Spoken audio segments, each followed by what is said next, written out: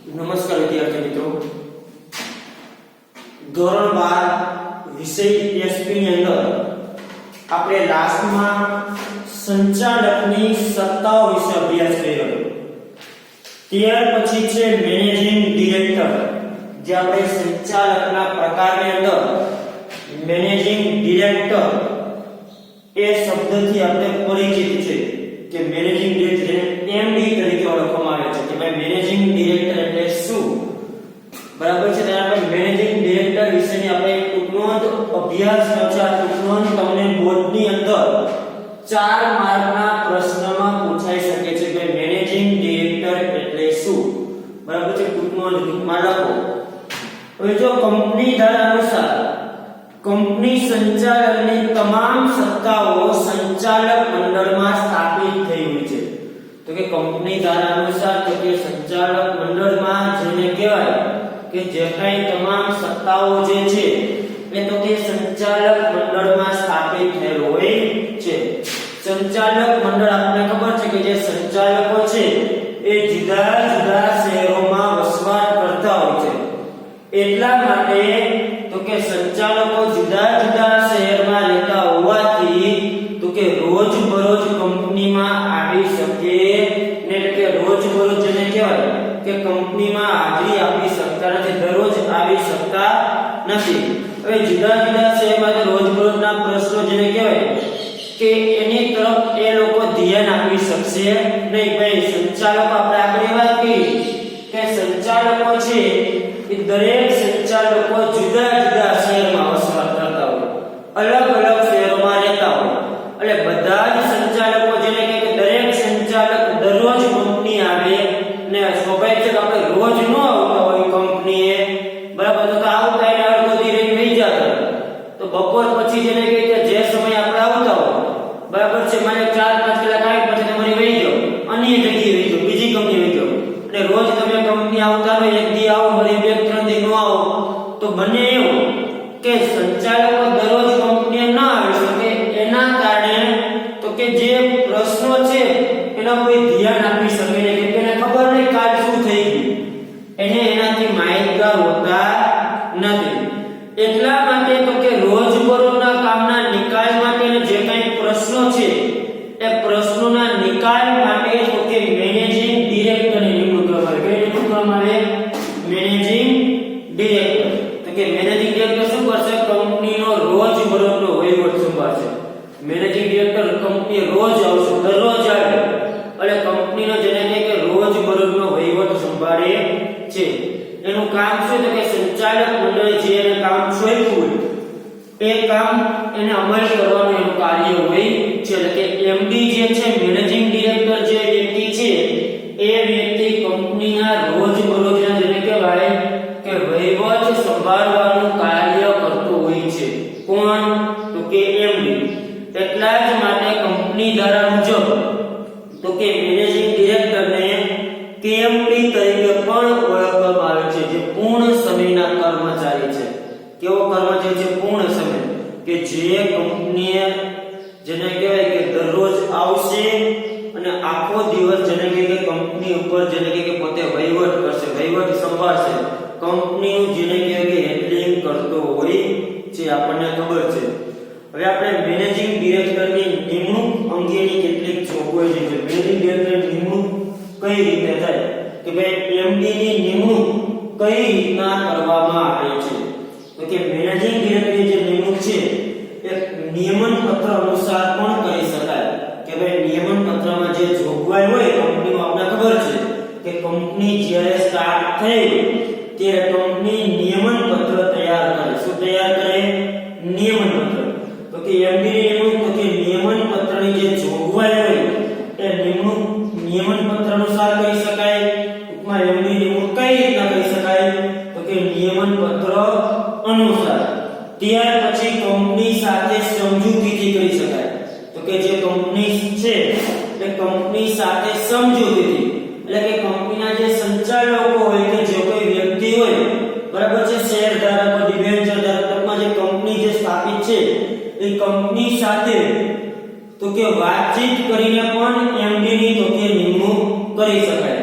ત્યાર પછી board of ડિરેક્ટરની સભામાં કરી શકે. બોર્ડ ઓફ ડિરેક્ટર એટલે કે સંચાલક મંડળ જે છે, જે સંચાલક મંડળે 8 કે 10 જે કાંઈ કંપની જે સંચાલકોની નિમણૂક કરી આ સંચાલકો જે છે બોર્ડ ઓફ ડિરેક્ટર્સ કહેવાય.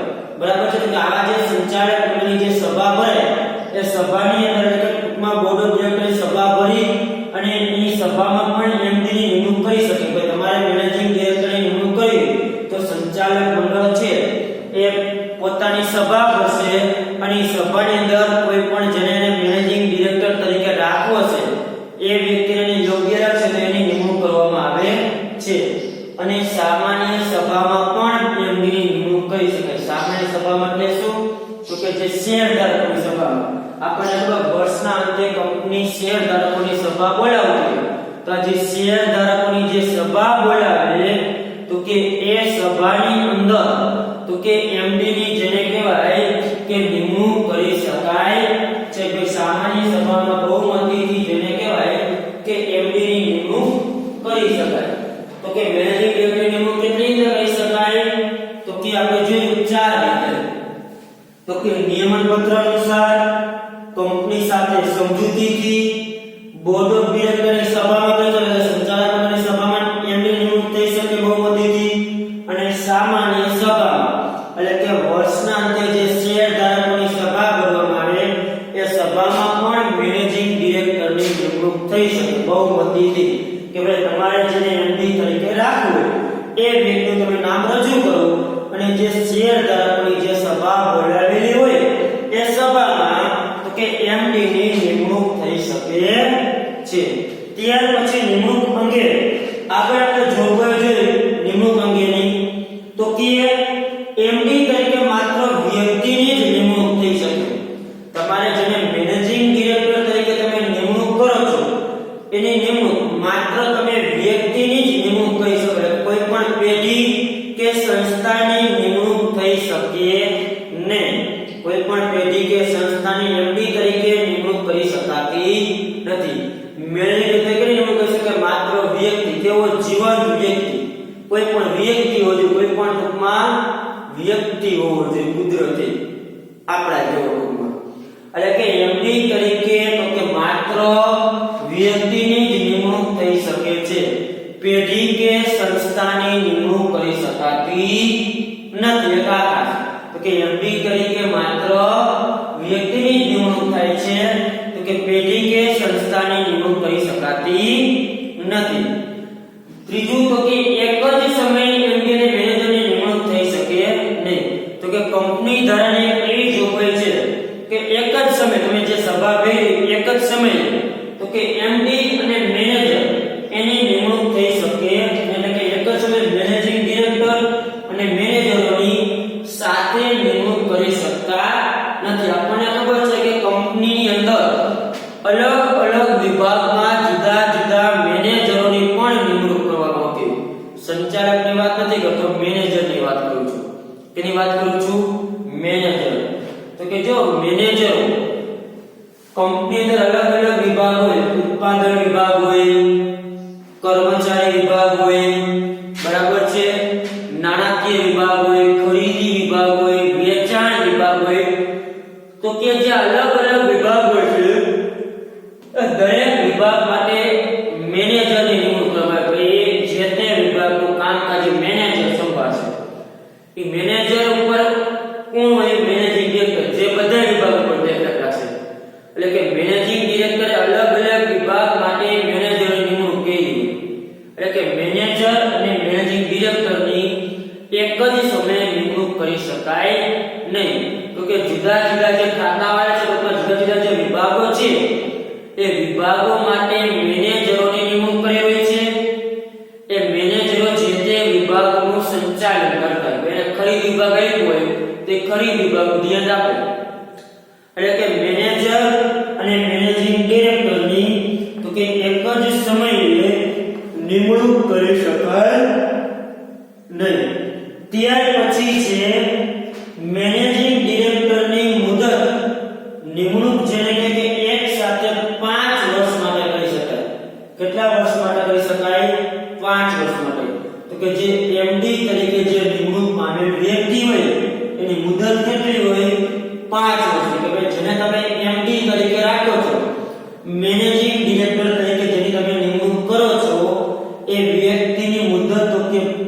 વર્ષ એટલે કે 5 વર્ષ માટે તમે મેનેજિંગ ડિરેક્ટરની નિમણૂક કરી શકો છો. કેટલા વર્ષ માટે એકસાથે? 5 વર્ષ માટે. ત્યાર પછી મેનેજિંગ ડિરેક્ટરની નિમણૂકની જે કાંઈ શરત હોય અને એની નિમણૂક માટે એટલે ટૂંકમાં નિમણૂક બરાબર છે, એની નિમણૂક કઈ રીતના કરવી અને મેનેજિંગ ડિરેક્ટરની નિમણૂકની જે કાંઈ શરતો છે એ સંચાલક મંડળ દ્વારા નક્કી કરવામાં આવતી છે. એટલે કે જે બોર્ડ ઓફ ડિરેક્ટર જે સંચાલક મંડળ છે એ જેને કહે કે નિમણૂક કઈ સંચાલક મંડળ દ્વારા થતી હોય છે વધારે પડતી, અને એને જે કાંઈ મેનેજિંગ ડિરેક્ટરની નિમણૂકની જે કાંઈ શરતો તમે નક્કી કરી હોય કે ભાઈ નિમણૂક કઈ છે ને કઈ કઈ શરતોનું પાલન કરવું પડશે, જે કાંઈ તમે જોગવાઈ નક્કી કરી હોય એ શરત અને નિમણૂક જે છે એ સંચાલક મંડળમાં નક્કી કરવામાં આવતી હોય છે. પરંતુ મેનેજિંગ ડિરેક્ટરની તમે મંજૂરી જે છે બરાબર છે, નિમણૂકની મંજૂરીને સામાન્ય સભાને આધીન જેને કહે કે હોય છે, બહાર એટલે કે મંજૂરી જેને કહે કે સામાન્ય સભામાં નક્કી કરવામાં આવે છે. તો કે સંચાલક મંડળ દ્વારા માને કે જે મેનેજિંગ ડિરેક્ટર નક્કી કરવામાં આવે કે આપણે આ વ્યક્તિને મેનેજિંગ ડિરેક્ટર તરીકે નિમણૂક આપી છે, તો કે મેનેજિંગ ડિરેક્ટરની નિમણૂક એ વ્યક્તિને કરી શકો પણ અહીંયા 4 મુદ્દા જેને કહે કે નિયમન પત્રમાં તમારી જોગવાઈ હોય છે એ અનુસાર નિમણૂક થવી જોઈએ, કંપની સાથે સમજૂતીથી, બોર્ડ ઓફ ડિરેક્ટરની સભામાં અને સામાન્ય સભામાં. તો કે તમે જે મેનેજિંગ ડિરેક્ટરની જે નિમણૂક કરો છો તો કે આપણે ચર્ચા કરી કે મેનેજિંગ ડિરેક્ટરની નિમણૂક સંચાલક મંડળની સભામાં કરવામાં આવતી હોય છે, પણ સંચાલક મંડળની સભામાં જે કાંઈ વ્યક્તિની મેનેજિંગ ડિરેક્ટર તરીકે નિમણૂક કરવામાં આવે છે પણ છેલ્લે અને અંતમાં મંજૂરી બહાર કોણ આપે તો કે સામાન્ય સભા એટલે કે શેરધારક. કેમ કે એને જે મેનેજિંગ ડિરેક્ટરની નિમણૂક કરી હશે એની ચર્ચા વિચારણા તો અગાઉ શેરધારક સાથે થઈ ગઈ હશે મીટિંગમાં. આપણે એમની નિમણૂક કરી છે તો કે અમે આની નિમણૂક કરવા માંગો છો, તો એની જે કઈ બહુમતી છે ને અગાઉ શેરધારકોની સભામાં એની બહુમતી અંગે ચર્ચા થઈ ગઈ હોય છે. એટલે કે મેનેજિંગ ડિરેક્ટર જે કઈ નિમણૂક સંચાલક મંડળ દ્વારા કરવામાં આવે છે પણ જેને અંતિમ સ્વરૂપ એટલે કે છેલ્લે ને બહાર એટલે કે મંજૂરી તો કે સામાન્ય સભાની શરતોને આધીન જ જેને કહે કે મંજૂરી એને આપવામાં આવે છે. ત્યાર પછી મેનેજિંગ ડિરેક્ટરની નિમણૂક મુદ્દતના અંતે અગાઉથી કોઈ પુનઃ નિમણૂક કરી શકાય નહીં. તો કે મેનેજિંગ ડિરેક્ટરની જે નિમણૂક કરી છે એ નિમણૂકની મુદ્દત પૂરી ન થાય એ અગાઉથી કોઈ તમે પુનઃ નિમણૂક કરી શકશો ને મુદ્દત પૂરી થાય પછી તમારે કોઈ પુનઃ નિમણૂક કરી શકાય. કે માની કે 5 વર્ષ માટે જે વ્યક્તિની તમે મેનેજિંગ ડિરેક્ટર તરીકે નિમણૂક કરી છે એની મુદ્દત 5 વર્ષ પૂરી થાય પછી જ તમે એની વ્યક્તિને ભલે ફરીથી નિમણૂક કરવી હોય કે પછી તમે અન્ય કોઈ પણ વ્યક્તિને એમડી તરીકે રાખવા માંગતા હો પણ 5 વર્ષ પૂરા થાય પછી જ એની પુનઃ નિમણૂક થાય એ અગાઉથી તમારે કોઈ પુનઃ નિમણૂક કરી શકાય ને કે હાલે 4 વર્ષ થયા છે તો અત્યારથી જેનું કામ પતાવી દે કે આવતા 5 વર્ષ કરે અત્યારથી આપણે સભા ભરી છે તો ચાલ અત્યારથી એની નિમણૂક ફરીથી કરી નાખી તો અગાઉથી પુનઃ નિમણૂક કરી શકાતી નથી. તો કે જો તમારે જે શરતો હોય એ શરતોની અસંગત એટલે કે તમે જે કઈ નિયમન પત્રમાં કે જે કઈ જગ્યાએ કંપની દ્વારા જે કઈ મેનેજિંગ ડિરેક્ટરની નિમણૂક અંગેની જે શરતો નક્કી કરવામાં આવેલી હોય એ શરતો વિરુદ્ધ જઈને તમારે જો એમડી ની નિમણૂક કરવી હોય તો તમારે કેન્દ્ર સરકારની મંજૂરી લેવી પડે. શું કરવું પડે? કેન્દ્ર સરકારની મંજૂરી કે ભાઈ આપણા જે કઈ જોગવાઈ છે જે કઈ નિયમ છે એ જોગવાઈ કે નિયમ છે એ નિયમની વિરુદ્ધ જઈને આપણે એમડી ની નિમણૂક કરવી હોય તો એના માટે તમારે જેને કહે કે કેન્દ્ર સરકારની તો કે મંજૂરી લેવી પડે છે. શું કરવું પડે છે? તો કે કેન્દ્ર સરકારની મંજૂરી મેળવવી પડે છે. ત્યાર પછી જ તમે જેને કહેવાય કે આ રીતે નિમણૂક કરી શકો છો. ત્યાર પછી ખાસ એક આ તમને એમસીક્યુ ની અંદર પણ પૂછાઈ શકે કે મેનેજિંગ ડિરેક્ટરની નિમણૂક થઈ જાય એમડી નિમણૂક થઈ જાય એટલે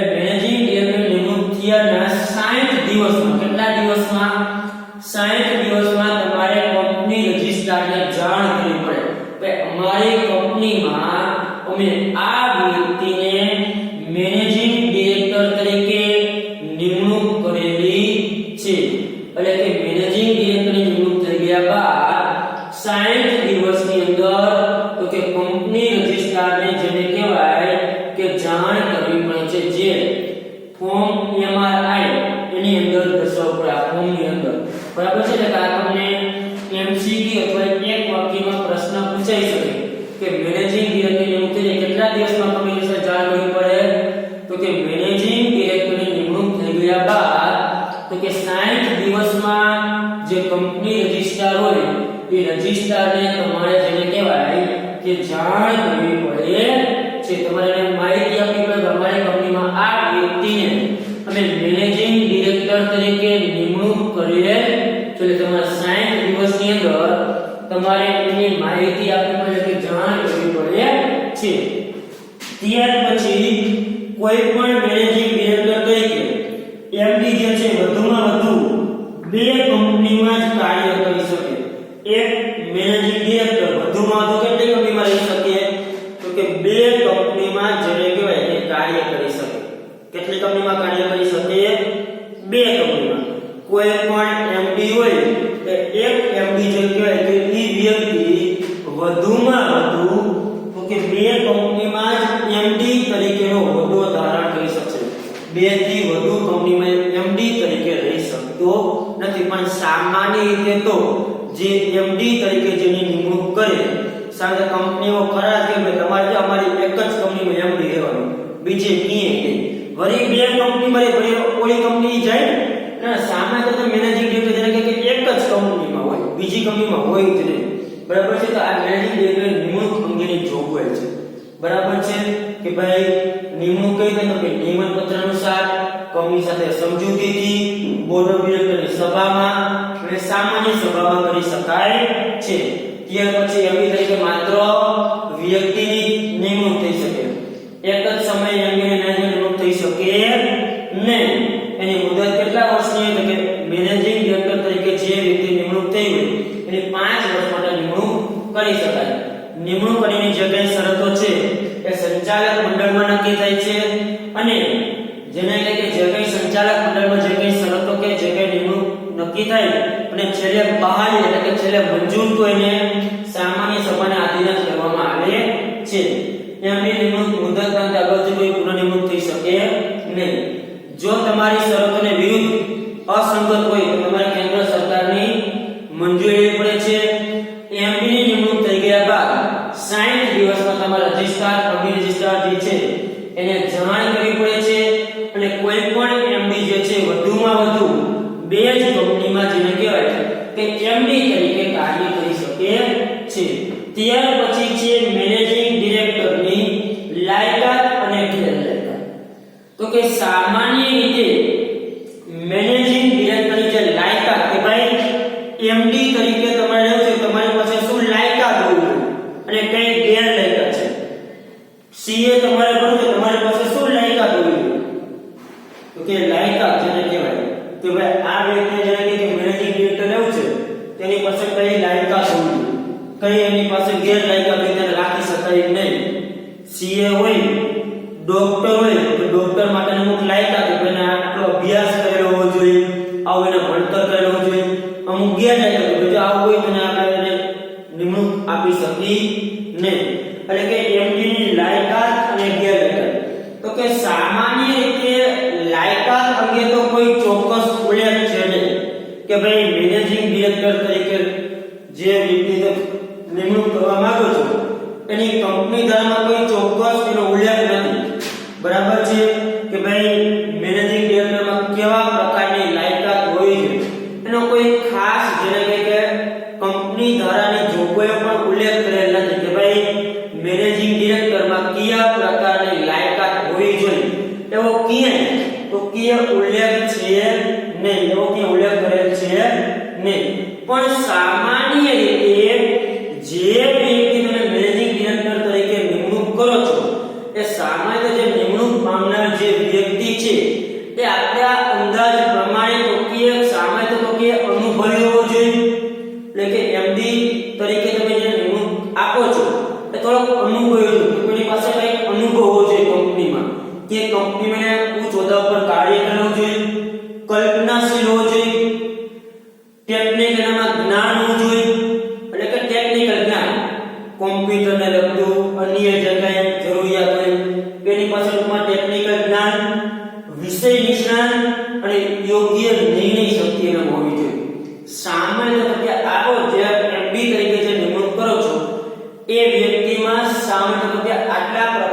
આવડત હોવી જોઈએ કે ભાઈ થોડો ઘણો અનુભવ હોવો જોઈએ, યોગ્ય નિર્ણય શક્તિ કે આવો પ્રશ્ન આવ્યો તો શું નિર્ણય લેશું એનામાં નિર્ણય લેવાની ક્ષમતા હોવી જોઈએ, વિષય નિષ્ણાત હોવો જોઈએ એટલે કે અમુક વિષયમાં નિષ્ણાત હોવો જોઈએ, જેમ કે નાણાકીય બાબતની અંદર બીજા જુદા જુદા જેને કંઈક અલગ અલગ વિષય હોય, બરાબર, મેનેજમેન્ટ કેવી રીતના કરવું, સંચાલન કઈ રીતના કરવું, તો એ સંચાલન કરવાની આવડત હોવી જોઈએ. એટલે એના માટે સંચાલન માટે આપણે ખાસ બતાવો તો કે જે સંચાલક હોય ખાસ કરીને જે એમબી બરાબર છે આઈઆઈએમ માં જેને કંઈક કોર્સ કોઈ કરેલો હોય તે વ્યક્તિ વધુ અનુકૂળ કે જેનો અભ્યાસ કર્યો એને લગતો તો એ વિષયને વધારે નિષ્ણાત બની શકે.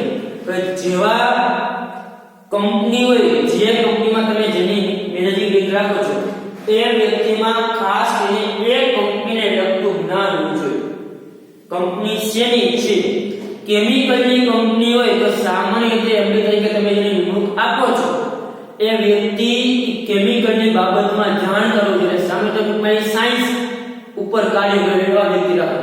દવાની કંપની હોય તો સામે કેની નિમણૂક થાય એમડી તરીકે, તો કે દવાની કંપની તમે એમડી તરીકે મુખ્યત્વે જેને કે એનો જે જાણકાર હોય એ બાબતમાં તો કે એની નિમણૂક કરતા હોય, બરાબર. એટલે તમે જે વ્યક્તિની મેનેજિંગ ડિરેક્ટર તરીકે નિમણૂક કરો છો તે તમારી જે કંપની છે તે કંપનીના પ્રકાર પ્રમાણે એની નિમણૂક થવી જોઈએ. એ વિષયમાં નિષ્ણાત હોય, સોફ્ટવેરની કંપની હોય તો કોમ્પ્યુટર નું જેને કંઈક એનામાં જ્ઞાન વધારે હોવું જોઈએ, એના વિષય પર નિષ્ણાત હોવું જોઈએ.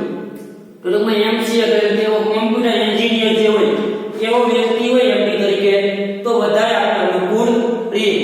એટલે કે લાયકાત ખાસ કરીને મેનેજિંગ ડિરેક્ટર શું લાયકાત હોવી જોઈએ એનો ખાસ કોઈ ઉલ્લેખ નથી કરેલો, પણ સામાન્ય રીતે આવી બાબતોનું નામ થોડી લાયકાત હોવી જોઈએ. પણ મેનેજિંગ ડિરેક્ટરની આટલી ગેરલાયકાત છે કે ભાઈ આવી એનામાં જો જેને કહેવાય કે ગેરલાયકાત છે કે ભાઈ આવું હોય તો એ વ્યક્તિને તમે મેનેજિંગ ડિરેક્ટર તરીકે નિમણૂક કરી શકો નહીં. તો કે પહેલી ગેરલાયકાત શું છે તો કે મેનેજિંગ ડિરેક્ટર તરીકે તમે જેની નિમણૂક કરો છો એ વ્યક્તિની ઉંમર 21 થી 70 વર્ષની હોવી જોઈએ. કેટલી હોવી જોઈએ? 21 થી 70 વર્ષ, બરાબર છે. એટલે કે એ વ્યક્તિ જે નિમણૂક કરો છો એની ઉંમર 21 વર્ષથી 70 વર્ષની વચ્ચે હોય છે. 71 વર્ષની વ્યક્તિ તમે એમડી તરીકે નિમણૂક કરી શકો નહીં.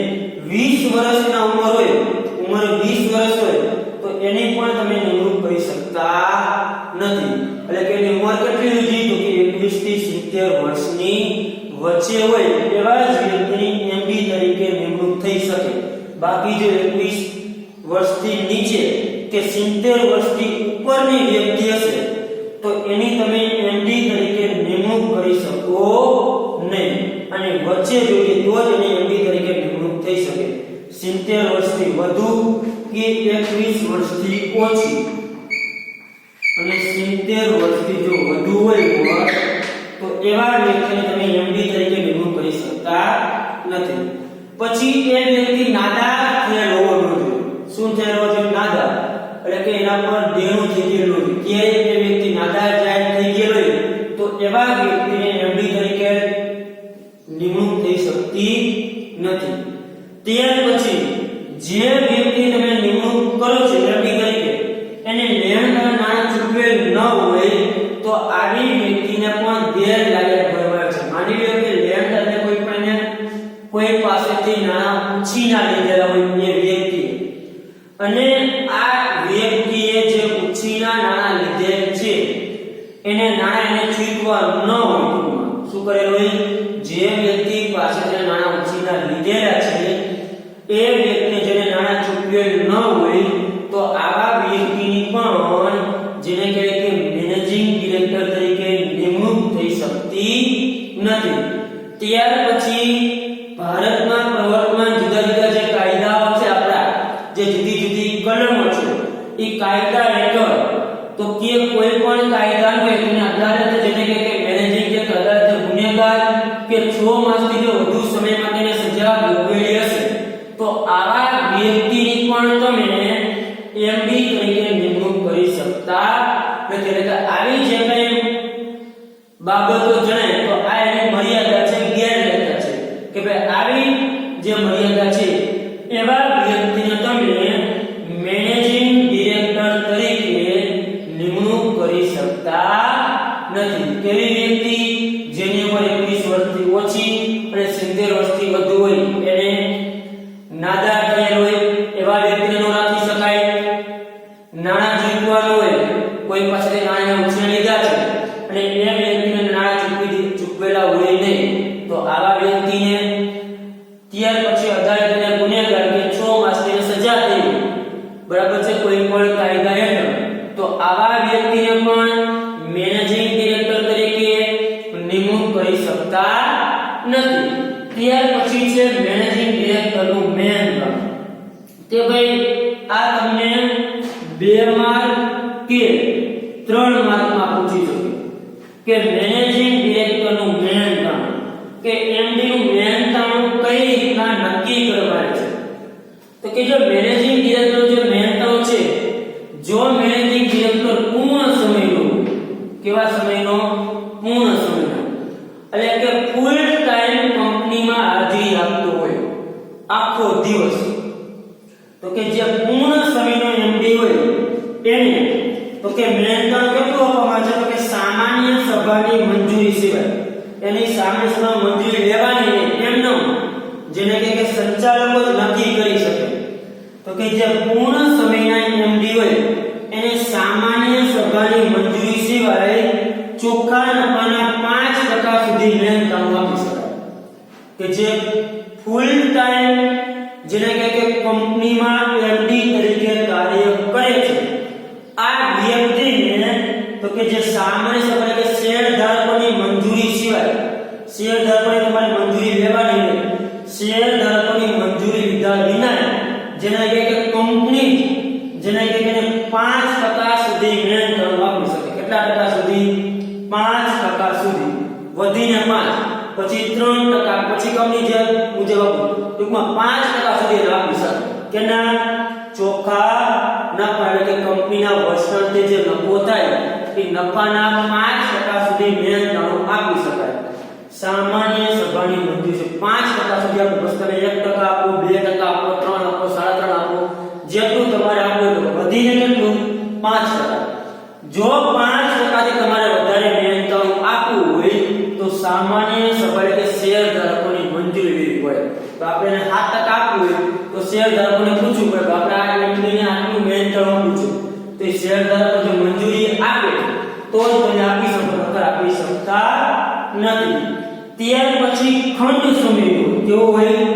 ખંડ સમયનો, એટલે કે જે મેનેજિંગ ડિરેક્ટર ફૂલ ટાઈમ કંપનીમાં ન હોય, બરાબર છે, તો કે જે ખંડ સમયના હોય, ફૂલ ટાઈમ ન હોય, માં કે એક દિવસ આવતો તો અડધો દિવસ આવતો હોય, અડધો દિવસ બીજી કંપની જતો હોય, તો કે ખંડ સમયનો જે મેનેજિંગ ડિરેક્ટર હોય તો આવા મેનેજિંગ ડિરેક્ટરને ચોખ્ખા નફાના 1% થી વધુ નહીં એટલું મેન કામ આપી શકાય. એ પણ સામાન્ય સભાની મંજૂરી સિવાય. જો આ ટાઈમ જેને કહેવાય કે અડધો ટાઈમ એ એમડી તરીકે કાર્ય કરતો હોય તો આવા એમડી ને કેટલું મેન કામ આપી શકાય? ચોખ્ખા નફાના 1% થી વધારે નહીં, વધીને 1%, એનાથી વધુ આપી શકાય ને. એ પણ સામાન્ય સભાની મંજૂરી સિવાય. જો તમારે 1% થી વધારે આપવું હોય તો સામાન્ય સભાની મંજૂરી લેવી પડે છે. એટલે આ બે વસ્તુ ક્લિયર થઈ ગઈ. પૂર્ણ સમયે એમસીક્યુ પૂછે કે પૂર્ણ સમયે મેનેજિંગ ડિરેક્ટર કેટલું મેન કામ આપી શકાય? તો ચોખ્ખા નફાના 5%. ખાસ કેવા નફાના? ચોખ્ખા નફાના. જો અલગ અલગ નફો પણ તમારે યાદ રાખવાનું, ચોખ્ખા નફાના 5%. કેને? ખંડ પૂર્ણ સમય, અને ખંડ સમય લે તો ચોખ્ખા નફાના 1%. બરાબર છે. આ બંને જે છે એમસીક્યુ ની અંદર પૂછાઈ શકે. બરાબર છે કે પૂર્ણ સમય એમડી ને ચોખ્ખા નફાના 5%, ખંડ સમય એમડી ને ચોખ્ખા નફાના 1% થી વધારે નહીં એટલું તો કે મેન કામ આપી શકાય છે. તો કે મેનેજિંગ ડિરેક્ટર જે ચૂકવવા પાત્ર મેન કામ જે છે એ કંપની દ્વારા નિયમન પત્ર કે કંપનીના ઠરાવ અનુસાર નક્કી કરવાય છે. તો કે જે મેન કામ કેટલું ચૂકવવું એ ચૂકવવા પત્ર જે મેન કામ છે કંપની દ્વારા જોગવાઈ અનુસાર તમારું જે નિયમન પત્ર જોગવાઈ અનુસાર કે કંપનીના જે ઠરાવ તમે પસાર કર્યો સામાન્ય સભામાં કે જે એ ઠરાવ અનુસાર એનું મેનતાણું નક્કી થતું હોય છે. જો તમે મેનતાણું જેને કહેવાય બરાબર છે તો કે જો કંપની ધારા મુજબ કોઈ ધારાધોરણ જેને કે પાલન ન કર્યું એટલે કે નાણાકીય નિયંત્રણ વધુ નાણાં ચૂકવો તો વધારે રકમ વસૂલ કરી શકાય. એટલે કે તમે જે મેનતાણું કોઈ નક્કી નથી કર્યું કેટલા ટકા આપો પછી તમે નક્કી કરો છો તો કે જો વધુ નાણાં તમે ચૂકવ્યું હોય તો તમે વસૂલ કરી શકાય. જો માની કે નક્કી નથી કર્યું કેટલું મેનતાણું આપવાનું તમે અત્યારે અંદાજે એમ કે જેને કહે કે વર્ષના તમે 1 કરોડ રૂપિયા મેનતાણું તરીકે આપી દો કેટલા રૂપિયા દીધા 1 કરોડ પછી તમે લખે કે ભાઈ આપણે 5% આપવાનું છે પછી ચોખ્ખા નફાના 5% એટલે ગણતરી કરી લો મેનતાણું થી 90 અપાઈ ગયા 1 કરોડ તો જે 10 લાખ વધુ જે રકમ ચૂકવેલ હોય એવી રકમ તો કે વસૂલ પણ કરી શકાય છે. ત્યાર પછી મેનેજિંગ ડિરેક્ટરને પદ ગુમાવ બદલ વળતર આપી શકાય. ડિરેક્ટરને આપી શકતા નથી. સંચાલકને જેને કહે કે પદ ગુમાવવા બદલ કે ભાઈ સંચાલક તરીકેનો હોદ્દો ધારણ કરે છે હવે એને સંચાલકમાંથી કાઢી દે તો સંચાલકની જેને કહે કે પદ ગુમાવવા બદલ વળતર આપવામાં આવતું નથી. પણ મેનેજિંગ ડિરેક્ટર જે છે એ મેનેજિંગ ડિરેક્ટરને તો કે પદ ગુમાવવા બદલ તો કે વળતર આપી શકાય છે.